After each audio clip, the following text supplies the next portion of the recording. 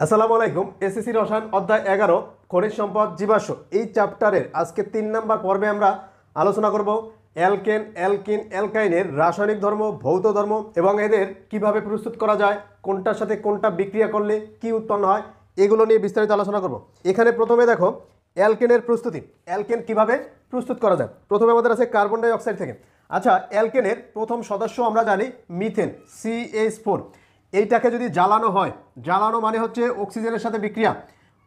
যে কোনো একটা যৌগ অক্সিজেনের সাথে বিক্রিয়া মানেই তুমি মনে করবা যে ওইটাকে পোড়ানো হচ্ছে, আগুন জ্বালানো হচ্ছে। এই অক্সিজেনের সাথে বিক্রিয়া মানেই হচ্ছে জ্বালানো।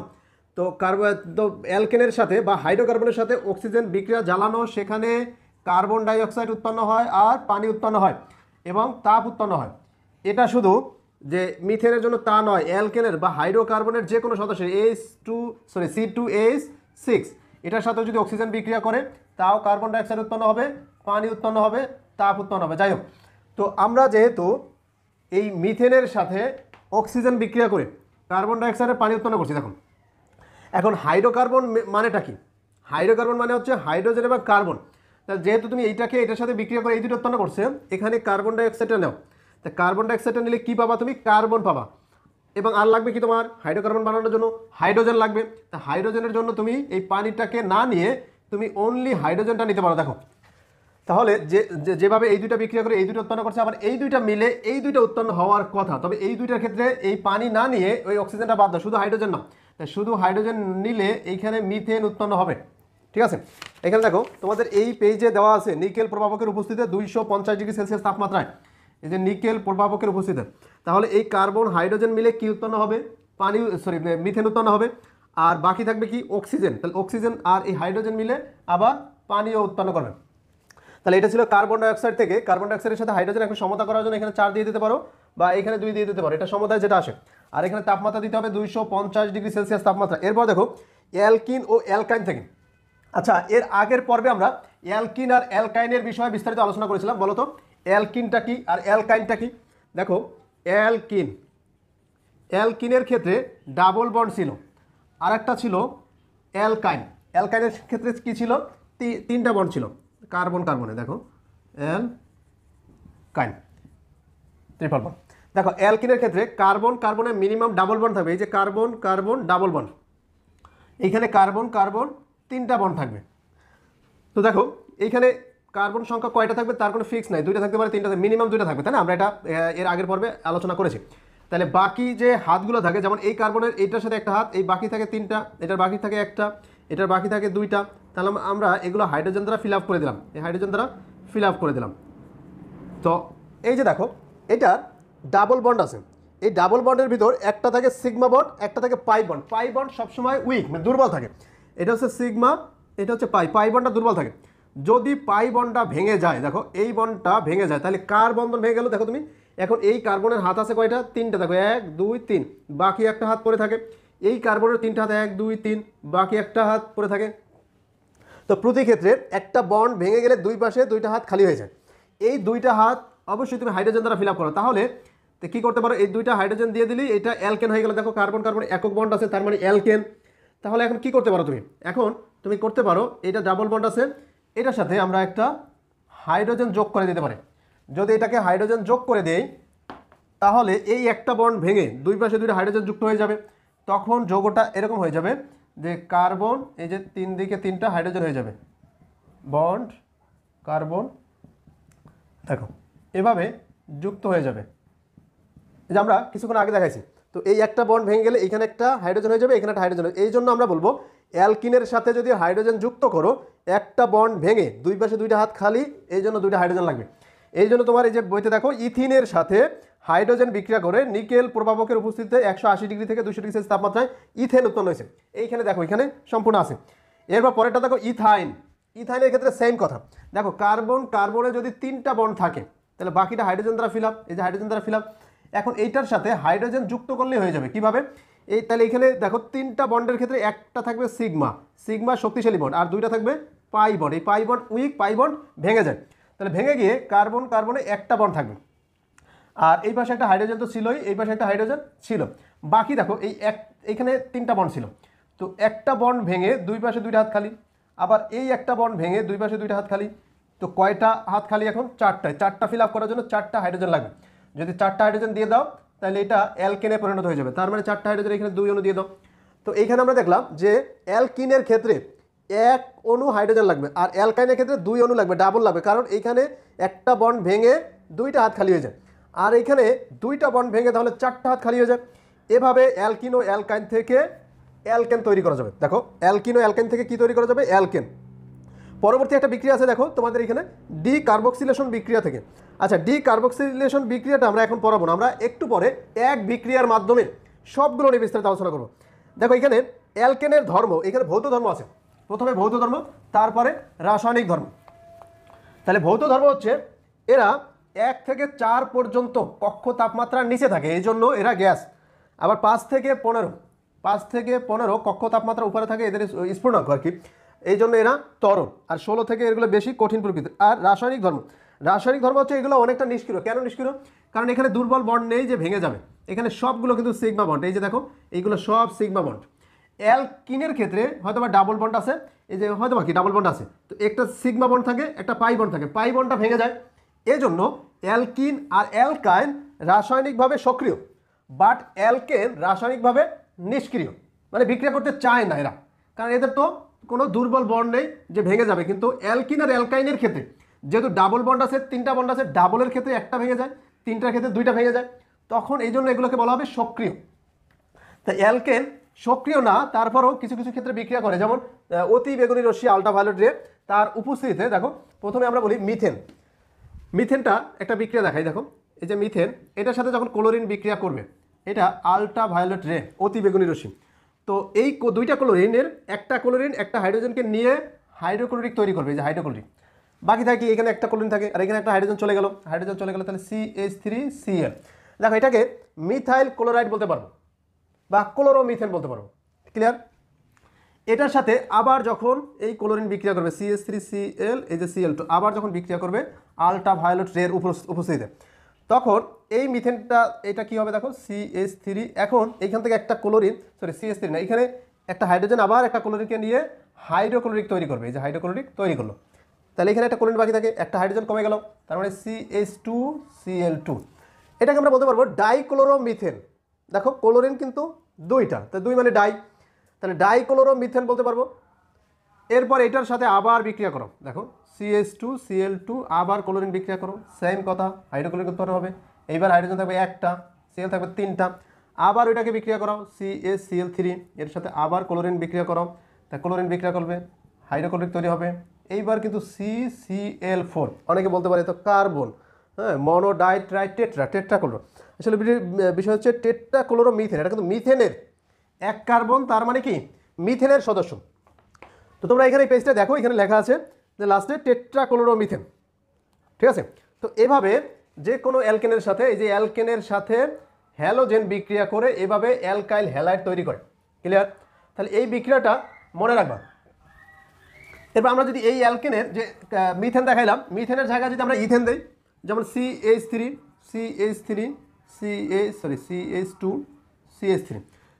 আচ্ছা এটা দেখো, এটার নাম কি? প্রোপেন। এই প্রোপেনের সাথে যদি আমরা আবার এখন ক্লোরিন বিক্রিয়া করে, ওই সেম কথা, এখান থেকে একটা ক্লোরিন একটা হাইড্রোজেনকে নিয়ে যাবে, তাহলে হয়ে যাবে হাইড্রোক্লোরিক তৈরি করবে, হাইড্রোক্লোরিক। তো এটাকে আমরা লিখি CH2 কেন এখানে? কারণ এই যে একটা হাইড্রোজেন একটা চলে গেছে, এখানে তাহলে একটা হাইড্রোজেন কমে যাবে, আর একটা ক্লোরিন বাকি থেকে সেটা এইখানে যুক্ত হবে, মানে একটা হাইড্রোজেন যখন চলে যাবে তখন এখানে একটা হাত খালি আছে, একটা হাত খালি থাকলে সেই একটা হাতের সাথে ক্লোরিন যুক্ত হয়ে যাবে। তো এইভাবে তৈরি করবে। যাই হোক, এটা আমাদের কাজে লাগবে একটু পরেই। দেখো পরবর্তীতে এইখানে আছে অক্সিজেনের সাথে দহন বিক্রিয়া, এটা প্রথমে আমরা আলোচনা করেছিলাম। ক্লিয়ার? তো এখন তোমাদের একটা গুরুত্বপূর্ণ বিক্রিয়ার একটা সারি দেখাবো।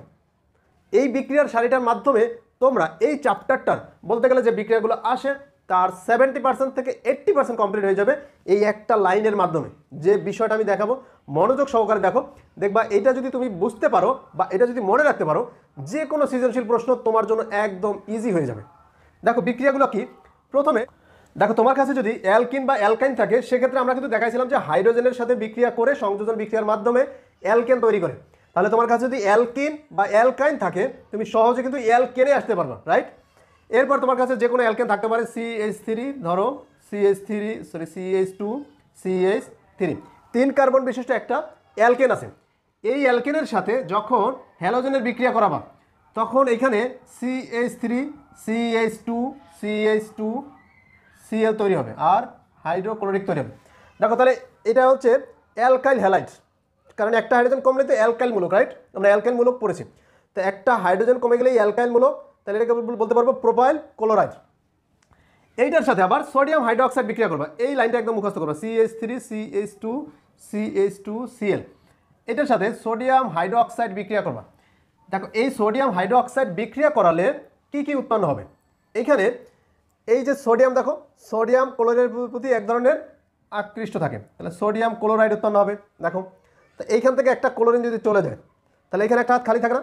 দেখো এই জিনিসটাকে আমরা এখানে লিখি, লিখলে আরও স্পষ্ট হয়ে যাবে। প্রথমে আমরা এটাকে লিখি CH3CH2 তারপরে CH2Cl। ওকে, এখন দেখো এটার ভিতর থেকে ক্লোরিনটা যদি চলে যায় সোডিয়ামের সাথে তাহলে সোডিয়াম ক্লোরাইড উৎপন্ন হবে। এই যে সোডিয়াম ক্লোরাইড, তাহলে এই ক্লোরিন কিন্তু চলে গেল, একটা হাত খালি হয়ে গেল। এবার দেখো এখানে কিন্তু সোডিয়াম চলে গেছে, আছে কি OH। এই OH-টা এইখান থেকে একটা হাইড্রোজেন নিয়ে নেবে, এই যে মাঝখান থেকে। তো এইখান থেকে যদি একটা হাইড্রোজেন নিয়ে নেয়, দেখো তাহলে এখানে একটা হাইড্রোজেন থাকবে, একটা হাইড্রোজেন নিলে এই যে OH আর হাইড্রোজেন মিলে কি হয়ে যাবে? পানি হয়ে যাবে। তাহলে এইখান থেকে একটা হাইড্রোজেন চলে গিয়ে এই OH এর সাথে মিলে পানি উৎপন্ন করে, তাহলে এখানে হাইড্রোজেন আছে একটা, তাহলে এখানে একটা হাত খালি হয়ে গেল। এই একটা হাত আর এই একটা হাত মিলে মূলত এখানে পানি উৎপন্ন, সরি এই ডাবল বন্ড তৈরি করে। তাহলে ডাবল বন্ডের ক্ষেত্রে এটা কি হয়ে গেল? অ্যালকিন হয়ে গেল। তাহলে অ্যালকেন থেকে অ্যালকিন কিভাবে প্রস্তুত করবা, এই একটা বিষয় চলে আসলো। মজার ব্যাপার হচ্ছে এইটা আর এইটা মিলে আবার অ্যালকোহল তৈরি করে কিভাবে? এই যে CH3CH ডাবল বন্ড CH2। তো এটার সাথে আবার ওই যে পানি বিক্রিয়া করে কি হয়? এই একটা হাত ভেঙে যায়, মানে এখানে যে দুইটা বন্ড আছে না, একটা বন্ড ভেঙে যায়। CH3CH ডাবল বন্ড CH2, এই একটা বন্ড ভেঙে যায়, ভেঙে গিয়ে এখানে একটা হাত খালি হয়ে যায় আর এখানে একটা হাত খালি হয়ে যায়। ঠিক আছে, তো এই পানিকে ভাঙলে কিন্তু হাইড্রোজেন পাওয়া যাবে আর OH পাওয়া যায়, রাইট? তো হাইড্রোজেনটা মিলে এটার সাথে মিলে এই একটা হাত ফিল আপ হয়ে যায়, আর OH-টা মিলে এটার সাথে মিলে এখানেও একটা হাত ফিল আপ হয়ে যায়, তখন হয়ে যায় অ্যালকোহল। দেখো তাহলে আমরা কি দেখলাম? অ্যালকেন থেকে অ্যালকিনও প্রস্তুত করা যাবে, আবার অ্যালকোহলও প্রস্তুত করা যাবে। এরপর তোমার কাছে যদি অ্যালকোহল থাকে, আর একটা বিষয় আমরা এটা একটু এক্সট্রাভাবে লিখি, সেটা হচ্ছে যদি তোমার কাছে অ্যালকোহল থাকে CH3CH2CH2OH, এই যে অ্যালকোহল যদি থাকে, এটার সাথে সালফিউরিক অ্যাসিড যদি বিক্রিয়া করো H2SO4, সালফিউরিক অ্যাসিড দিলে এই সালফিউরিক অ্যাসিড পানিটাকে শোষণ করতে পারে। পানি বলতে এইখান থেকে এই যে এটা ছিল না, এটার সাথে কিন্তু পানি যুক্ত এটা তৈরি করছে। কিভাবে? এই পানিটার একটা হাইড্রোজেন এটার সাথে যুক্ত হয়েছে, একটা OH এটার সাথে যুক্ত হয়েছে, সেই হাইড্রোজেনটা OH-টা সরিয়ে নিয়ে যায়, নিয়ে এরকম হয়ে যায় CH3CH ডাবল বন্ড CH2, এইভাবে আবার জায়গাটা জায়গায় চলে যায়। তাহলে আমরা দেখলাম যে সালফিউরিক অ্যাসিডের সাথে অ্যালকোহল বিক্রিয়া করে অ্যালকিন তৈরি করতে পারে, কারণ এখনো পানি শোষণ করে নিয়ে যেতে পারে। যাই হোক, তো এটা অ্যালকোহল প্রস্তুত হলো। এরপরে এই অ্যালকোহলটার সাথে আমরা যদি আরেকটা জিনিস বিক্রিয়া করাবো, সেটা হচ্ছে পটাশিয়াম পার ম্যাঙ্গানেট দিয়ে। তাহলে এটা থেকে আমরা অ্যালকোহল পাইলাম, ধাপগুলো মনে রাখো। এরপর অ্যালকোহলটাকে আমরা নিব আমরা CH3CH2CH2OH। দেখো এই যে অ্যালকোহলটা নিলাম, তো কথা হচ্ছে এই বিক্রিয়াটার মাধ্যমে এই যে এটা বিক্রিয়া আছে না, এটার মাধ্যমে এই যে দুইটা আলাদা, অথবা এই দুইটা মিলে আবার এইখানেও এই জিনিসটা তৈরি করে। তো সেটাকে আবার যদি এটা তৈরি হয় তাহলে এটার সাথে পানি যুক্ত করে এটা তৈরি করা হয়। যাই হোক, তো অ্যালকোহলের সাথে তুমি যদি এটা বিক্রিয়া করাও কিসে? পটাশিয়াম ডাইক্রোমেট, এই যে K2Cr2O7 আর সালফিউরিক অ্যাসিড H2SO4, তাহলে এখানে এই দুইটা মিলে একটা জায়মান অক্সিজেন তৈরি হয়, এই যে জায়মান অক্সিজেন। তখন এই যে অ্যালকোহল থেকে এলডিহাইড তৈরি হবে। এলডিহাইডটা কি বলতো? CH3CH2CHO। দেখো এলডিহাইডের কার্যকারী মূলক হচ্ছে CHO। কার্বন যেহেতু 1 2 3, এখানেও 3টা হবে, তবে এটা সহকারে, তো এটা হয়ে যাবে এলডিহাইড। এখন দেখো তুমি CH3 আছে CH2 CH2 C তারপর আর ঠিক নাই। দেখো তারপরও একটা হাইড্রোজেন, দেখো CHO, এই দুইটা হাইড্রোজেন বাদ দাও, এই দুইটা হাইড্রোজেন বাদ দিলে CHO, এই যে CHO, তাহলে এই দুইটা হাইড্রোজেন আর এই যে জায়মান অক্সিজেন, তাহলে কি উৎপন্ন হবে? পানি। তাহলে দেখো এটা থেকে এলডিহাইড তৈরি হলো। এই এলডিহাইডটাকে আবার পটাশিয়াম ডাইক্রোমেটের মাধ্যমে বা পটাশিয়াম ডাইক্রোমেট আর সালফিউরিক অ্যাসিড উপস্থিতি বিক্রিয়া করো CH3CH2CHO। তখন এখানে আবার জায়মান অক্সিজেন উৎপন্ন হবে, কি নেব আমরা এইবারও কিন্তু K2Cr2O7 আর H2SO4 সালফারিক অ্যাসিড। তো এখানে CH3CH2 এইবার কিন্তু দেখো যে এই জায়মান অক্সিজেনটা আর এই অক্সিজেন, কয়টা অক্সিজেন? দুইটা অক্সিজেন এই মাঝখানে ঢুকে যাবে, তখন এই যাবে COOH আর COOH মানে কিন্তু কার্বক্সিলিক অ্যাসিড, রাইট? তখন এটা হয়ে যাবে প্রোপানোয়িক অ্যাসিড। তাহলে দেখো অ্যালকেন থেকে আমরা কোথায় চলে গেলাম? অ্যাসিডে চলে গেলাম, প্রোপানোয়িক অ্যাসিড।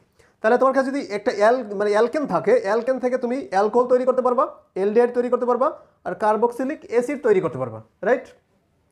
আর যদি তোমার কাছে অ্যালকিন বা অ্যালকাইনও থাকে তাও এগুলো তৈরি করতে পারবা, কারণ অ্যালকিন বা অ্যালকাইনকে হাইড্রোজেনের সাথে সংযোজন বিক্রিয়া করে প্রথমে অ্যালকেনে আসবা, এরপর অ্যালকেন থেকে এই ধাপগুলো চলে যাবা। ক্লিয়ার? তো এই ধাপগুলোর ভিতরে এই একটা, এরপর আমরা করবো কি, এই যে কার্বক্সিলিক অ্যাসিডটা পেলাম, এই কার্বক্সিলিক অ্যাসিডটাকে আবার সোডিয়াম হাইড্রোক্সাইড দ্বারা বিক্রিয়া করাবো। দেখো তাহলে কি উৎপন্ন হবে, দেখো CH3CH2COOH, এটাকে যদি সোডিয়াম হাইড্রোক্সাইড দ্বারা বিক্রিয়া করায় তাহলে কি উৎপন্ন হবে দেখো, তখন এই ওএইচটা আর এই হাইড্রোজেনটা মিলে এখনও পানি তৈরি করবে। দেখো এখন বলো তো কী বাকি আছে? এই ওএইচটা আর এই হাইড্রোজেনটা চলে গেলে এইখানে একটা হাত খালি, এই যে হাইড্রোজেনটা যদি চলে গেছে আর এই সোডিয়ামটা বাকি, তাহলে যখন সোডিয়ামটা এখানে যুক্ত হয়ে যাবে তখন নাম হবে এই যে CH3CH2COONA। তখন দেখো তখন এটার নাম হবে সোডিয়াম প্রোপানয়েট। দেখো এখানে যেহেতু 1 2 3 কার্বন, 3 কার্বন মানে কি প্রোপেন, অ্যালকেনের ক্ষেত্রে তাহলে সোডিয়াম প্রোপানয়েট হয়ে যাবে। এরকম করে যেমন sodium methanoate, sodium ethanoate, sodium propanoate, sodium butanoate, sodium pentanoate, sodium hexanoate, এভাবে অ্যালকেনের সাথে এটা তৈরি করা যায়। এই যে সোডিয়াম প্রোপানয়েট তৈরি হয়ে গেল।